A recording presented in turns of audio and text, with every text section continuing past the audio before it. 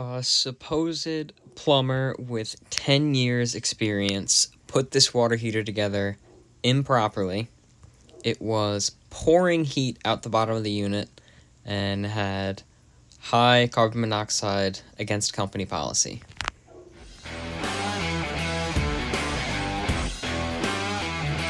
Good morning.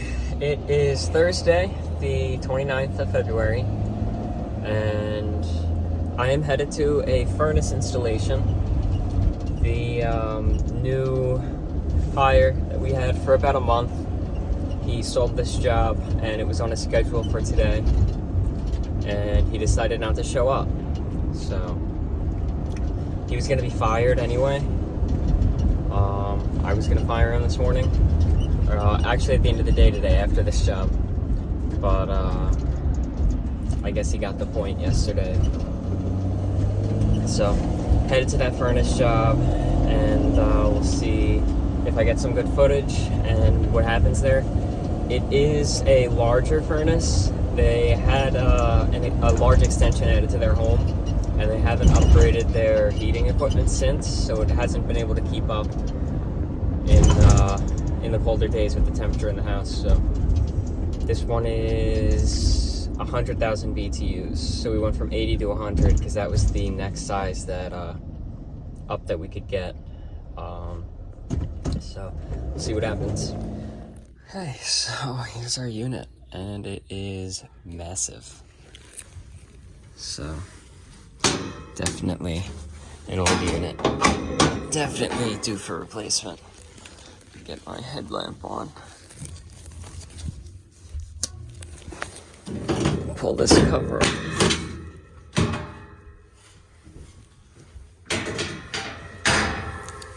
Yeah. Wow. That is pretty cool. I have not seen a furnace like this before. Oh. Okay.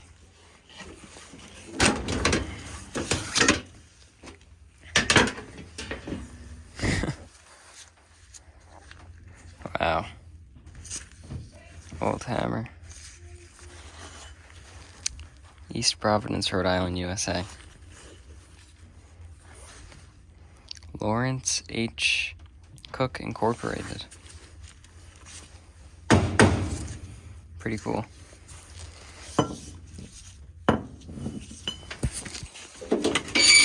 And we have a filter rack for the new unit. Wow. This is pretty interesting. Look at this fuse here. Still got a door switch. When is this from?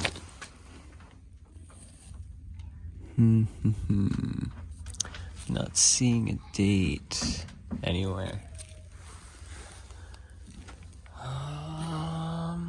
No, nothing. But get started taking it out and getting it out of here. Okay, so we got the unit disconnected from our electric, our gas, and our ductwork, and it is a heavy unit, and it's tight how close everything is in here. I wonder if we have any holes or cracks in our heat exchanger. I guess they don't make heat exchangers like they used to, because this one appears to be perfectly intact. But this thing is huge. This is up to this high on me. It's tall. It's pretty heavy too, so we'll get it out of here and get the new one in. Take a look at the ductwork Peter had made up. Hopefully that lines up. Not this Peter, the other Peter. And what is that? A cockroach of some sort? What? Yeah, it's alive. Yeah, it might just be a beetle. I can't get over there. Oh, quick. Yeah, there you go. Gross. Yeah, that's a weird looking bug.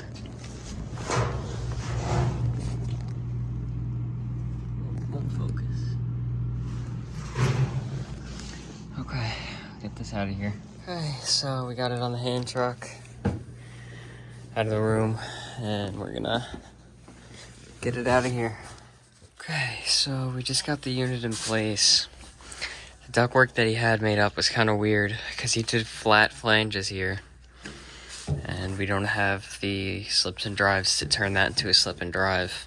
We only had for this connection here, but we're in place, and I'm working on cutting in a filter tray.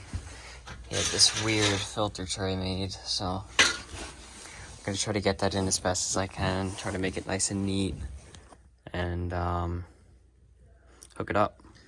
Okay, so we got our return filter rack in, and Peter's getting some fittings for gas. We're gonna need some 12-inch nipples, and he's also getting reducers because we're gonna need 3x4 and 4x5 to reduce into that venting there. Would have been nice to have a materials list before coming to this job, but Peter didn't, the other Peter didn't document anything that we would have needed, so no pictures either, so nothing to refer back to, but at least they have a filter rack now, which they didn't before, and the ductwork looks pretty neat. For electric, I'm gonna have to get rid of this conduit because it's not long enough and run some BX instead, which is fine. And here's our unit information. Manufactured 2023, 100,000 BTUs, natural gas.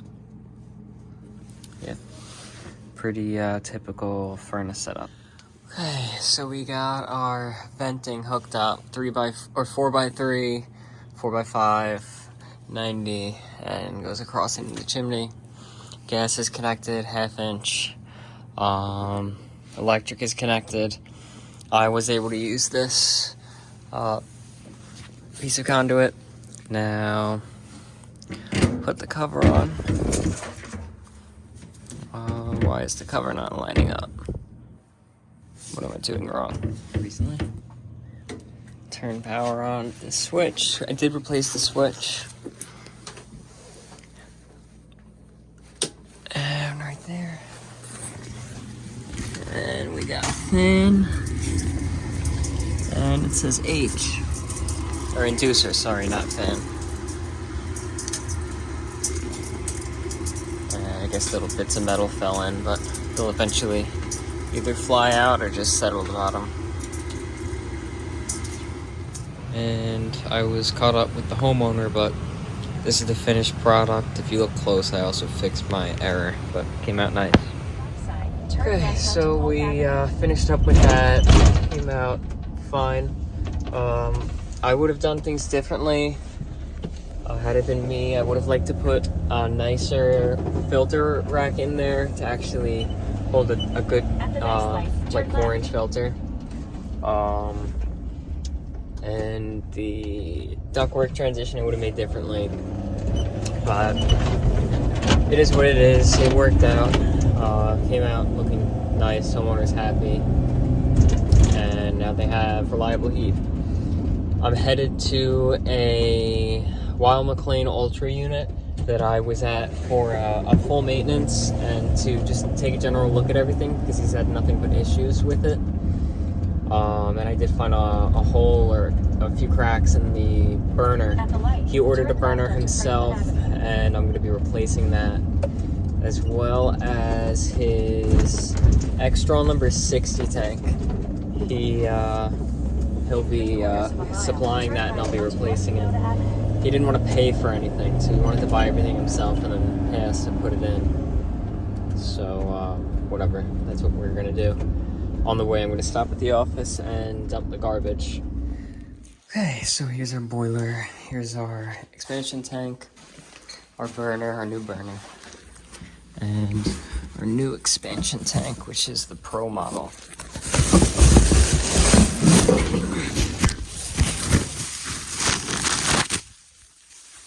Which is very cool. See the color difference? It's like almost black. I just think it's cool. Haven't gotten to put one of these in yet. But I took pressure out of the boiler, took pressure out of the expansion tank, then I closed the expansion tank. Now I'll make sure there's no air pressure in there, and I'll unscrew it and get the new one put on. And there's our new tank, pressurized. Everything's opened up. Now I shut the gas off. I'm gonna disassemble our heat exchanger cover plate to place that burner. Okay, so here's the old one. You can see the new one is designed differently. It's also designed differently on the inside a tiny bit, but same size. Just gonna take off these bolts and pull it out. And new burner's in. Here's our old one. There's our issue. We got that big gaping hole there.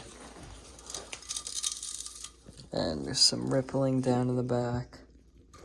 Kind of hard to pick up on camera, but as well as some other small cracks, so.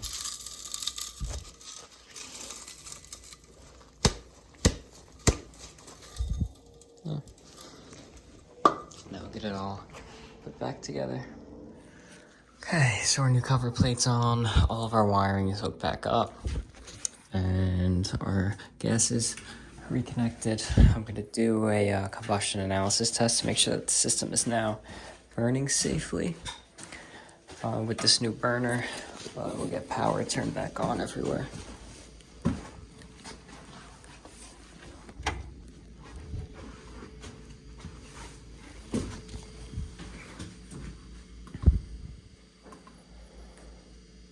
No calls for heat yet, so give it a few minutes and something should kick on. So we did our combustion test, and the system's operating without any issues, burning safely. So we are good to go. Okay, so I finished up with that. It is 2 p.m. and I'm headed now to the rooftop unit that I just did all the work for. They called and said that the building isn't getting past 66 degrees, so something's going on. I mean, it's not heating. Let's see why that is. Okay, so that RTU unit was fine. It was 66 degrees in the building this morning because the thermostat was set for 66 degrees. And when I got there, it was 71 degrees because the thermostat was set for 71 degrees. So I was like, why'd you call us? This isn't a reason to call. Because you just signed up for a maintenance agreement. But whatever. We hung out at the shop and talked for a while. We discussed Peter, the other Peter, who's now been terminated. Yeah. So, guess we gotta find someone else again. It's so crazy how nobody wants to work or is capable of getting things done properly. Like the amount of times I had to go back to the Peter's jobs to actually fix it is like mind-boggling. And one of them was just an atmospheric water heater. I'm gonna put a clip of that in here right now. Okay, so here's the burner, right? Looking straight at the heater. There's the gas pipe going that way. There's the mount for the gas pipe for the burner right there, and that's where he put it. 4 inches to the left.